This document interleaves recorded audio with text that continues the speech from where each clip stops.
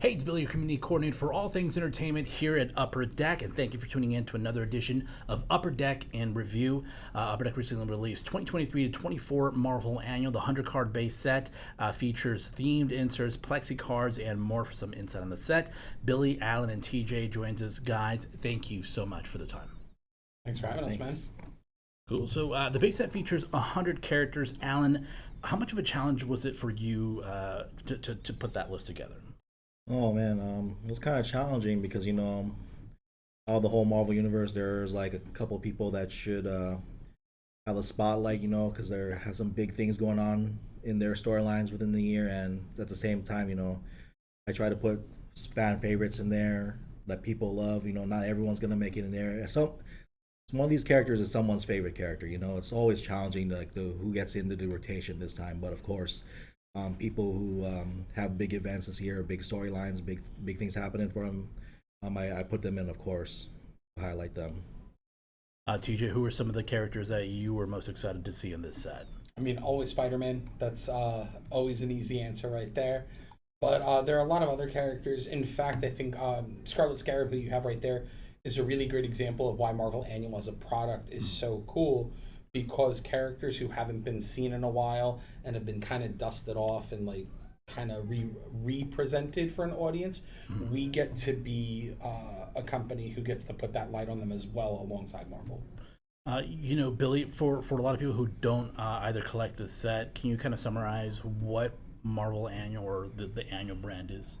So we want to kind of highlight a year's worth of storylines. So, it's 23-24 kind of goes through a year process of all the different things that have happened, and so we've kind of hit our stride with this set. We've been able to come up with some really cool content and follow some really cool storylines, and combine that with our technology and our trading cards.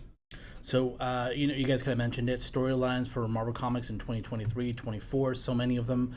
Which were you guys most excited to see included in the set? Start off with you, Alan. Oh man, I'm a big Venom guy, and end of the Venomverse was pretty exciting for me. I'm a big Venom fan, and of course the fans they love the Spider-Verse. They'd love this. There's a lot of great Venom variants in this one. You're big symbiote kind of guy myself. TJ, what about you? Sins of Sinister. That was a really big one for me. Huge X-Men fan, and Mr. Sinister had a breakout year a few years ago with House of X and Powers of X, and seeing them follow through with all of that this year was very cool. Plus, it gave us Nightcrawler as Spider-Man, and that's hard to top.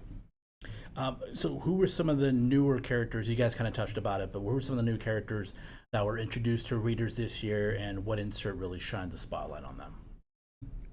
Oh, let's see, like the star rookies, like you got Darcy Lewis, Hex Finder, Eve Warlock that popped out this year. Scarlet Scarab was one of them.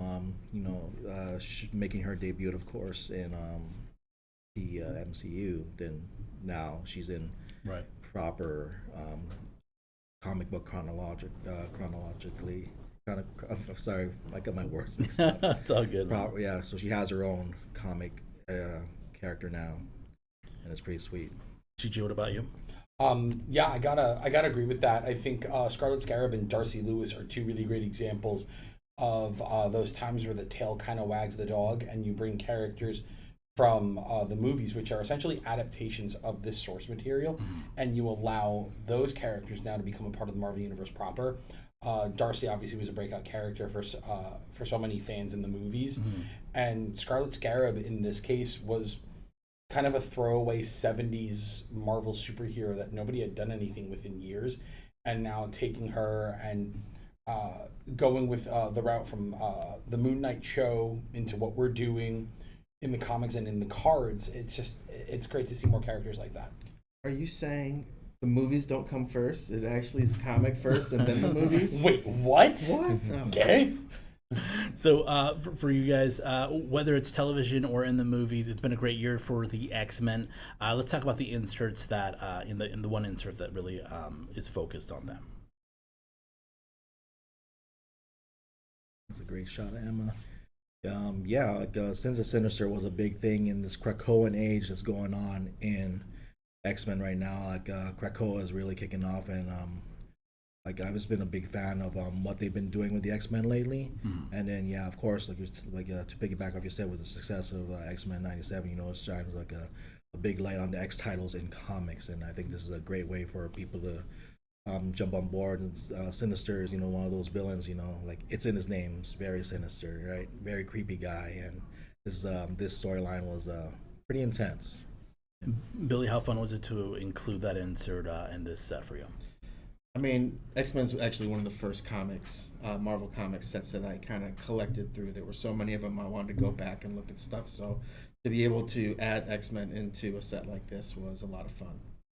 So let's talk about card technology. It's so important when it comes to bringing some variety and eye candy to a trading card set. Which inserts can collectors be excited about when it comes to that?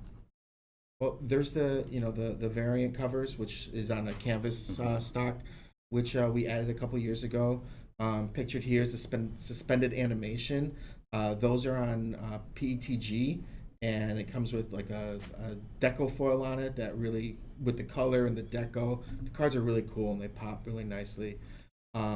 There's definitely here you got our hologram. Like these are some of the most popular and sought after variants of the base set.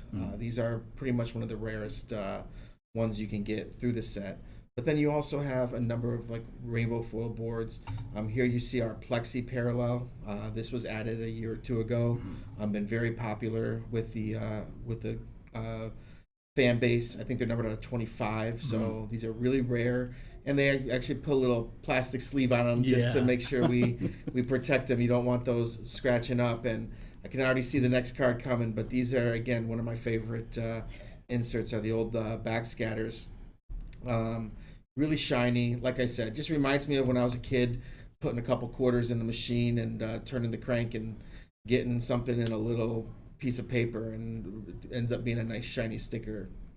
Do either of you guys have a favorite one? I love backscatters. I gotta agree with him on that. It's it's Sunday mornings at the laundromat, and turning the crank, get that little white cardboard, and even if it wasn't a character you wanted, you were stoked because it was a sticker. Right. And it was before that time in your life where you overthink where a sticker is gonna go.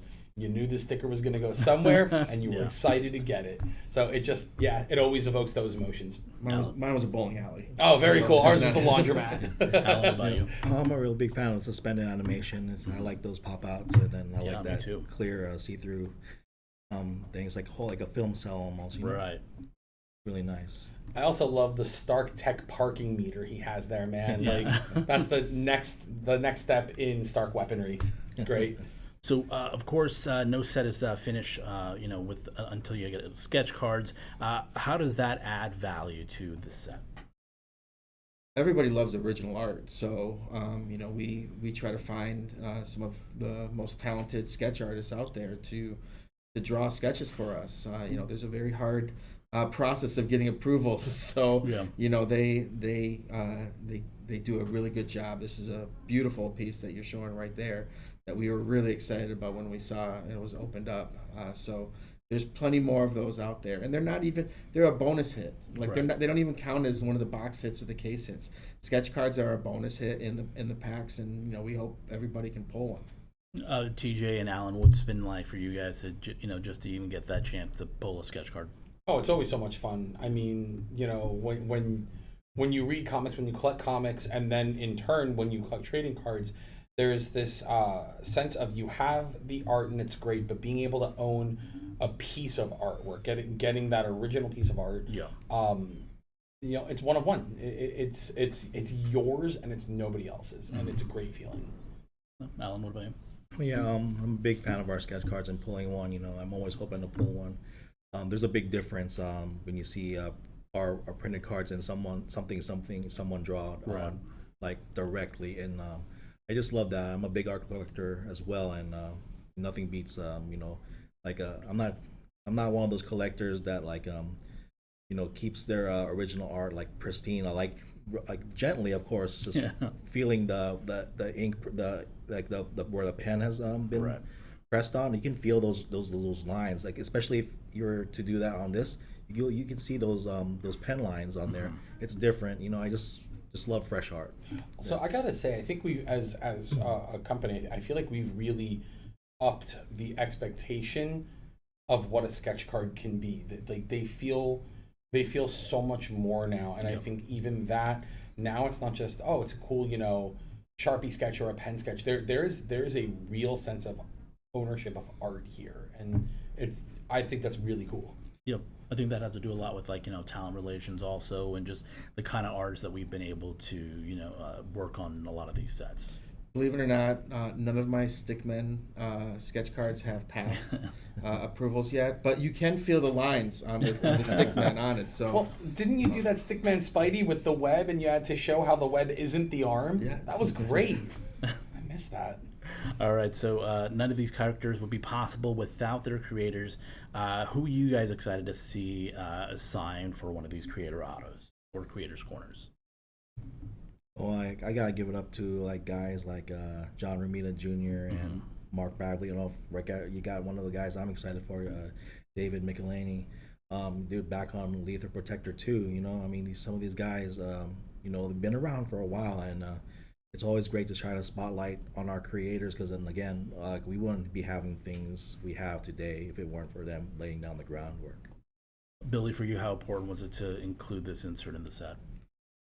you know, there's a lot to the comic books, and we want to highlight comics, and we want to like just the characters, but we also want to highlight the people that are involved in creating the characters. Mm-hmm. There's a number of different people that have drawn the same character, so it gives us an opportunity to really highlight who did good work last year.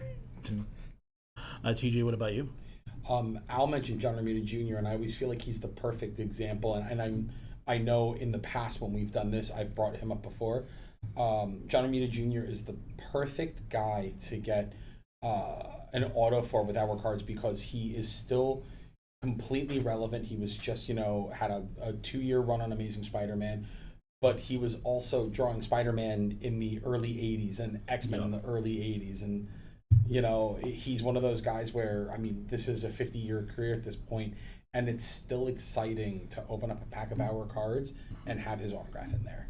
Cool. All right, guys. Well, that'll do it for this edition of Upper Deck in Review. I want to thank Billy, Alan, and TJ again for a behind-the-scenes look at the 2023-24 Marvel Annual Trading Card Set. And thanks to the viewers for tuning in, and our videographer, Jordan, for helping us put this together. Before we go, don't forget to smash the like button in the video and hit that notification bell for the latest updates from Upper Deck. And be sure to subscribe to our other social media pages for sneak peeks of upcoming trading card sets and prints and games. Until next time, I'm Billy, and you're watching Upper Deck in Review.